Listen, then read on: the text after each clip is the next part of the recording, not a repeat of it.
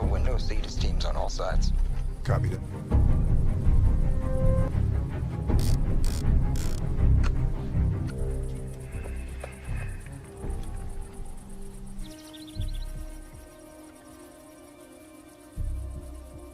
Speed. 238 kilometers per hour, no. Wait. Civilian in play, I repeat, civilian in play. Confirm. Confirmed. Clear. Go to green.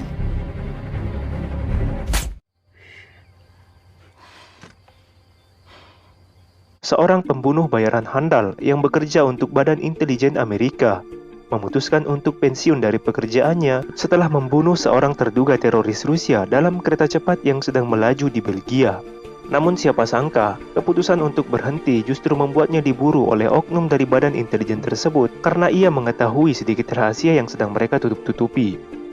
Terakhir, ia juga baru mengetahui bahwa 25 tahun silam, sebuah perusahaan paramiliter swasta yang juga bergerak di bidang teknologi molekuler telah mengembangkan klon dirinya untuk dilatih menjadi pembunuh bayaran yang ditugaskan untuk membunuh dirinya sendiri.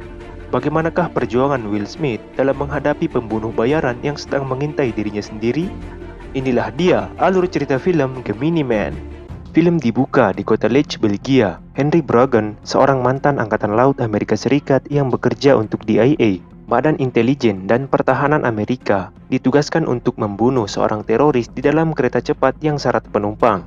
Ia dibantu oleh rekannya Marino yang juga berada di kereta tersebut.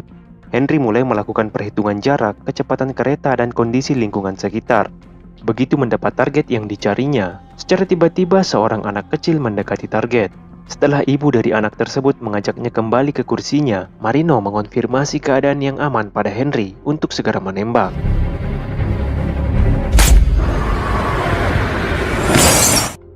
Tak disangka, tembakan Henry berhasil mengenai target pada bagian leher.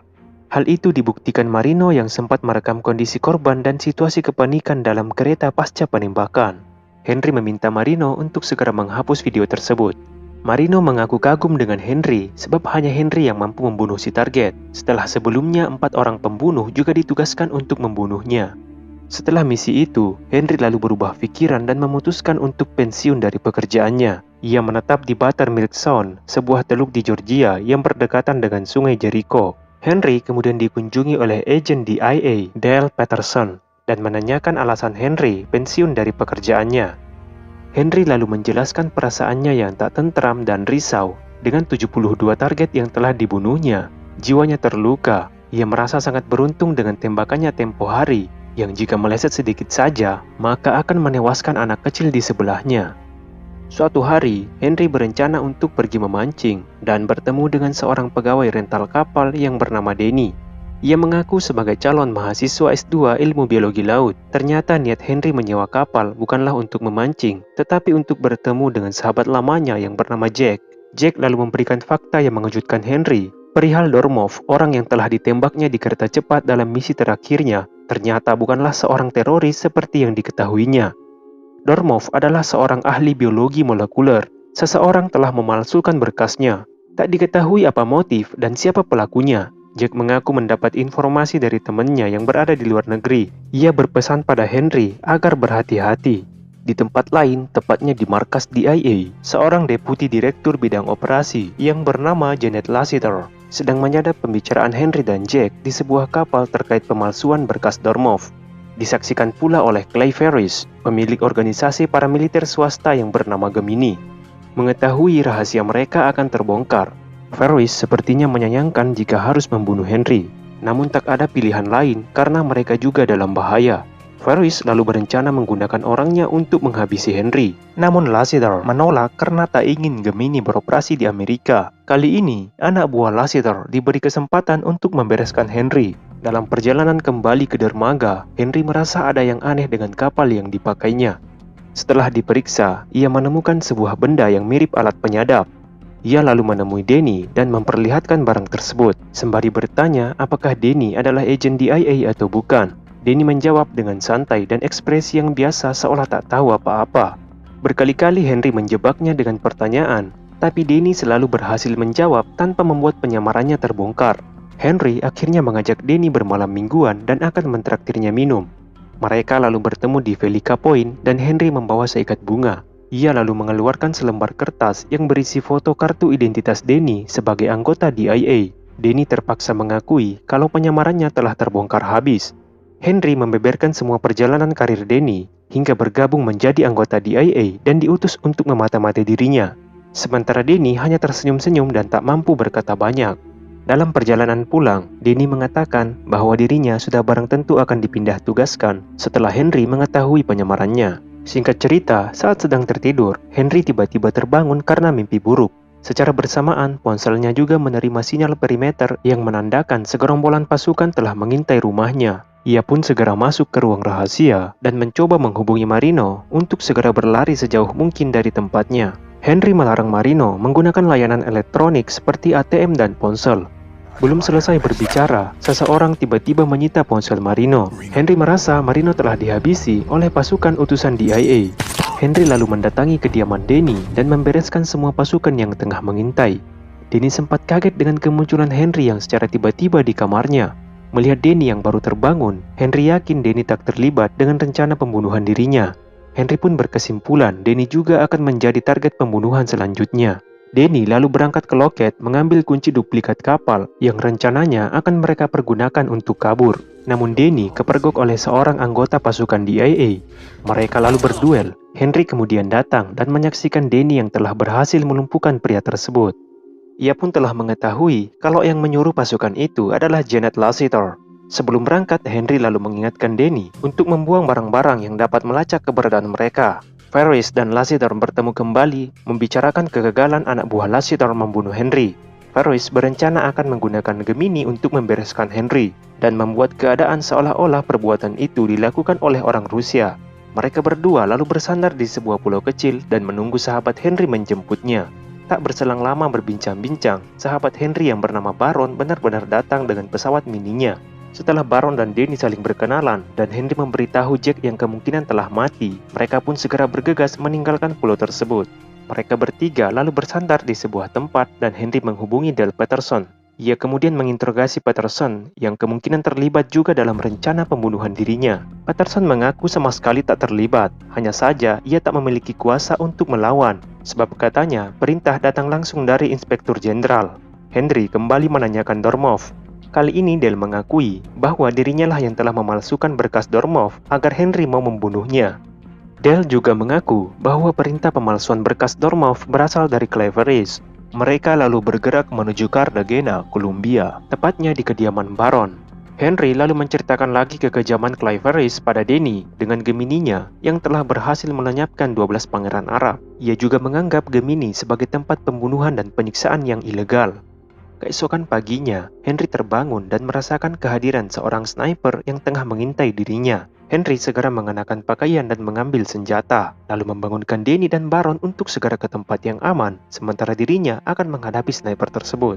Henry terus berjalan mempercepat langkahnya karena mengetahui sniper juga tengah memburu, hingga kemudian terjadi tembak-menembak, dan Henry merasa kaget begitu melihat jelas wajah sniper yang sangat mirip dengan dirinya sewaktu muda. Pemuda itu bernama Junior, klon dari Henry yang dibesarkan oleh Ferris. Ia menunda keinginannya untuk menembak dan memancing pemuda itu ke tempat di mana Henry bisa menanyainya. Mereka lalu berdialog perihal siapa yang mengutus pemuda itu dan kemiripan mereka. Henry juga mengatakan ia bisa saja membunuh Junior di atas gedung tadi jika ia mau, tapi Junior tak peduli. Ia tetap berambisi untuk membunuh Henry. Mereka lalu melanjutkan tembak-tembakan hingga Henry hampir terkena tembakan Junior. Henry lalu berusaha kabur setelah merampas motor salah seorang yang ditemuinya. Begitupun Junior yang tak mau ketinggalan. Pada sebuah kesempatan, Junior membuat Henry terjatuh dari motor yang dikendarainya. Dan disitulah Henry merasa kewalahan menghindari serangan Junior. Beruntung polisi segera datang dan membuat Junior menghilang. Henry lalu ditangkap oleh polisi setempat karena dianggap telah membuat keonaran. Beruntung Danny dan Baron mampu membuat lobi politik lewat jalur diplomasi, sehingga Henry diserahkan pada mereka berdua. Mereka lalu berencana menuju ke Budapest untuk menemui Yuri, informan Jack yang lebih mengetahui rahasia Ferris yang membuat Henry terus diburu. Lewat Baron, akhirnya mereka berhasil meminjam pesawat pribadi menuju Budapest. Danny lalu merawat luka Henry, sembari menanyakan Henry yang mungkin menyadari kemiripan wajahnya dengan Junior. Tapi Henry menolak untuk membahasnya, karena ia juga masih dibuat bingung dengan kenyataan itu. Ia bahkan merasa seperti melihat hantu sewaktu memandang wajah Junior. Di Glenfall, GA, Ferris terbangun dan mendapati Junior yang sedang merawat lukanya. Junior lalu curhat pada Ferris yang mengaku sebagai ayah angkatnya. Ia merasakan hal yang aneh saat berhadapan dengan Henry. Terlebih ketika melihat wajah mereka yang mirip. Ferris menganggap perasaan yang dialami Junior adalah rasa takut. Ia menyuruh Junior untuk mengatasi rasa takutnya itu. Katanya, Junior telah berada di ambang keberhasilan. Di Budapest, Hungaria, Denny lalu membawa sampel berupa topi milik Junior dan bercak darah milik Henry kepada ahli genetik untuk dilakukan identifikasi kesamaan DNA dari dua orang tersebut. Denny bahkan memberi uang lebih agar hasil keluar dalam waktu 2 jam, yang seharusnya membutuhkan waktu paling cepat 2 hari. Setelah mengetahui hasil uji DNA, Denny lalu memberitahu Henry bahwa Junior bukan saja mirip dengannya, tapi Junior adalah klon dari Henry. Petugas lab melakukan uji DNA sebanyak 3 kali dan hasilnya benar-benar identik. Henry masih bertanya-tanya mengapa mereka hanya mengklon dirinya saja. Tidak menutup kemungkinan kalau mereka juga telah mengklon dokter dan ilmuwan-ilmuwan lain. Denny memberikan alasan yang paling logis bahwa kemampuan Henry lah yang membuat Gemini memilihnya. Henry dianggap sebagai prajurit terbaik yang mampu membunuh target bergerak sejauh lebih dari 2 km. Dan hanya bisa digantikan oleh klonnya sendiri yang memiliki kelebihan di atas Henry dan tak mewarisi kelemahannya. Henry lalu bertemu dengan Yuri, orang yang ingin ditemui dan membuatnya ke Hungaria. Yuri lalu membeberkan perihal mengapa Henry ditugaskan untuk membunuh Dormov. Katanya, Ferris dan Dormov terindikasi membuat terobosan dalam memproduksi massal prajurit yang lebih kuat dan pintar dari teknologi cloning manusia. Terakhir, mereka sempat dikabarkan ribut karena perbedaan pendapat. Namun Dormov memutuskan untuk kembali ke Rusia. Saat itulah Henry ditugaskan untuk membunuh Dormov. Yuri menegaskan Ferris harus dihentikan, dan Henry adalah senjata yang akan menghancurkan laboratorium Ferris. Denny lalu mengusulkan menggunakan Junior untuk menangkap Ferris dengan cara mengatakan semua yang telah dilakukannya. Janet Lassiter lalu dihampiri oleh seseorang yang diutus untuk menyampaikan pesan Henry yang berisi ancaman. Ia menyebutkan alamat dan semua kebiasaan Janet sehari-hari. Tak lama ponselnya juga berdering dan ternyata yang menelpon adalah Henry. Ia membohongi Janet dengan mengancamnya. Katanya ada 2 orang sniper yang sedang membidik Janet. Henry lalu menanyakan keterkaitan Janet yang telah mengkloning dirinya. Namun Janet membantah dengan mengatakan alasan program cloning tersebut telah dimulai sebelum dirinya bergabung. Henry kemudian mengatakan bahwa ia akan menyerahkan Denny agennya. Namun orang yang menjemputnya haruslah Junior. Mereka pun sepakat bertemu dengan Junior di kastil Vajida Hunyad malam nanti. Malam harinya di depan kastil, Henry dan Denny sepakat untuk menjalankan aksinya menangkap Junior, sedang Junior juga ditugaskan untuk membunuh Henry. Denny memasuki kastil dan bertemu dengan Junior. Dengan sikap kaku dan was-was, Junior lalu menggeledah Denny. Curiga ia membawa alat penyadap atau semacamnya. Setelah merasa semua aman, Junior lalu meminta Denny untuk menelpon Henry dan membicarakan tempat pertemuan mereka selanjutnya, sembari mengancam akan menembak kepala Denny jika dalam waktu 11 menit Henry tidak muncul. Denny lalu mengemudikan mobil menuju ruang kuarsa katakomba.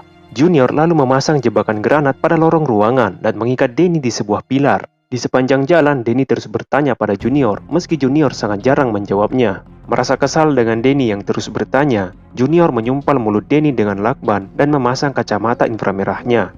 Tak lama terdengarlah suara ledakan granat, pertanda Henry telah berada di tempat itu. Begitu Junior ingin memeriksa keadaan, justru dirinya lah yang termakan jebakan Henry.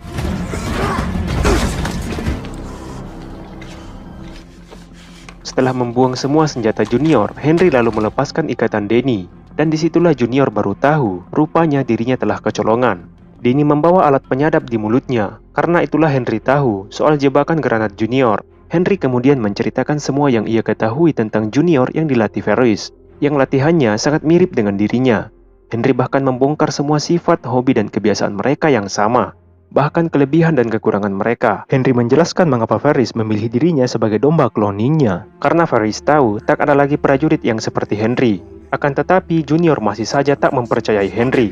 Hingga akhirnya dengan nada tinggi, Henry membentak Junior dan memberitahu bahwa 25 tahun yang lalu, Ferris mengambil darah Henry dan mengkloning Junior. Ferris selama ini telah membohongi Junior dengan mengatakan bahwa Junior adalah anak yatim piatu. Meski begitu, Junior masih bersikeras dengan pendiriannya. Ia tetap ingin membunuh Henry. Mereka pun akhirnya bertarung habis-habisan hingga senjata Henry terjatuh dan diambil oleh Denny. Tapi Henry melarang Denny untuk menembak Junior. Perkelahian terus berlanjut sampai mereka bersama-sama tercebur ke kolam. Danny melihat Henry dalam bahaya, ia pun segera mengambil tindakan menembak lengan Junior. Junior kemudian kabur sembari berteriak kalau dirinya bukanlah Henry. Mereka lalu terbang lagi ke Georgia mencari Ferris. Di markas Gemini, Junior yang dalam keadaan bingung datang menghampiri Ferris menceritakan kembali momen saat Junior menginjak usia 12 tahun, tepatnya di hari ulang tahunnya. Padahal Ferris telah mengatakan bahwa Junior adalah anak yatim yang dipungutnya di stasiun damkar, dan sudah barang tentu Ferris tidak akan pernah tahu hari ulang tahun Junior. Hingga akhirnya Junior mengeluarkan kalimat bahwa Ferris dan ilmuwan lab lah yang telah membuatnya, lalu kemudian dilatih untuk membunuh Henry. Ferris pun mengaku telah membohongi Junior selama ini. Ia lalu mencoba menghibur Junior dengan berkata bahwa Junior lah yang terbaik. Junior memiliki semua kelebihan Henry, tapi tidak mewarisi kelemahannya. Sementara Henry, Danny dan Baron telah mendarat di Georgia. Mereka lalu masuk ke kawasan peternakan hendak mencari truk, namun dari balik persembunyian, Junior menembak Henry dengan racun lebah, hingga membuat Henry kesulitan bernapas. Junior lalu menyuntikkan penawarnya yang membuat Henry kembali baikan. Ia lalu meminta izin untuk mengeluarkan sesuatu dari tubuh Henry. Junior lalu mencungkil alat pelacak yang ditanamkan pada bisep Henry 3 tahun yang lalu saat menjalani operasi. Rupanya Junior telah balik berpihak pada mereka bertiga. Mereka lalu menuju ke markas Gemini untuk mencari Ferris. Di sepanjang perjalanan, Henry menceritakan kisah ibunya yang atas permintaan Junior. Saat mereka berhenti di lampu merah, Ferris tiba-tiba menelpon Junior dan menyuruhnya untuk lari meninggalkan mereka. Namun Junior tak menghiraukan Ferris. Saat Junior membelokkan mobilnya di persimpangan, sebuah pasukan tiba-tiba menembakkan misil ke arah mereka. Get out of the car! Go! Junior dan Henry selamat dari tembakan tersebut, tapi tidak dengan Baron. Junior lalu berlari mencari Ferris, sementara Henry dan Danny bersembunyi di balik tembok. Pasukan Ferris lalu memberondol mereka dengan senapan mesin berteknologi canggih yang meluluh lantakkan seisi bangunan. Junior kemudian berduel dengan ayah angkatnya. Henry lalu memberitahu Danny untuk menembak pasukan pada leher dan persendian, karena pada bagian tersebutlah celah dari baju anti peluru mereka. Perlawanan mereka tak sia-sia, karena banyak membunuh pasukan Ferris yang dibantu oleh FBI. Danny sempat tertembak pada bagian pahanya yang membuatnya kesulitan untuk berjalan. Saat Henry telah kehabisan peluru, sementara masih ada saja pasukan yang mengintai mereka, tak disangka Junior muncul dan menembak habis pasukan yang sedang mencari Henry. Ferris yang berpura-pura pingsan pun terbangun setelah melihat prajurit pembunuhnya. Mereka bertiga yang sedang berunding tiba-tiba dikejutkan dengan kemunculan anak buah Ferris yang hendak menembak Danny. Junior dan Henry pun bertarung melawan seorang prajurit Ferris yang tak kalah hebat. Ia seolah-olah tak mempan dengan peluru. Setelah Danny menembak tabung gas yang dilemparkan ke arahnya dan disusul dengan tembakan Junior yang bertubi-tubi, akhirnya anak buah Ferris pun tumbang.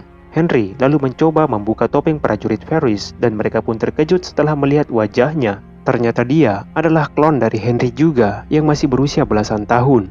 Dari belakang, Ferris lalu muncul dan menceritakan motifnya melakukan itu semua. Ia melihat aksi dan kehebatan Henry. Ferris mengharapkan versi sempurna dari Henry dengan mengklon Junior dan yang lainnya. Ia mengaku memiliki tujuan yang mulia, yaitu menggantikan prajurit yang kerap mengalami PTSD setelah perang, bahkan bunuh diri. Lebih jauh, Ferris ingin menciptakan dunia yang aman. Junior lalu mendekatkan moncong senjatanya pada Ferris, namun Henry mencegahnya. Ia berkata jika Junior membunuh Ferris, maka akan melukai dirinya sendiri, karena Ferris adalah orang yang merawat dan membesarkan Junior. Henry lalu meminta Junior melepaskan senjatanya. Namun tak disangka, justru Henry lah yang menarik pelatuk senjata itu, lalu menewaskan Ferris seketika. Ia tak ingin Junior menyimpan rasa bersalah karena telah membunuh ayah angkatnya. Henry lalu bertemu dengan Dale Patterson, dan Patterson meminta maaf pada Henry. Ia memastikan tak ada lagi klon yang lain. Begitupun dengan lab Gemini yang telah dibongkar. Sementara Patterson mendapat kesempatan bebas dari tuntutan jika ia telah membunuh Janet. 6 bulan kemudian, Henry dan Danny bertemu di sebuah kampus perguruan tinggi. Henry mengucapkan selamat pada Danny yang telah naik jabatan. Dari kejauhan, Junior datang menghampiri. Ia akan memasuki jurusan teknik. Henry membawakan paspor, SIM, dan akta lahir untuk digunakan Junior. Junior juga telah mengganti nama menjadi Jackson. Junior lalu memandangi Henry dan mengatakan ia yakin 30 tahun kemudian ia juga akan memiliki penampilan seperti Henry. Mereka pun mencari tempat makan siang. Dan sekian. Jangan lupa like, comment, and subscribe guys. Nantikan video kami selanjutnya. Thank you for watching and see you in the next video.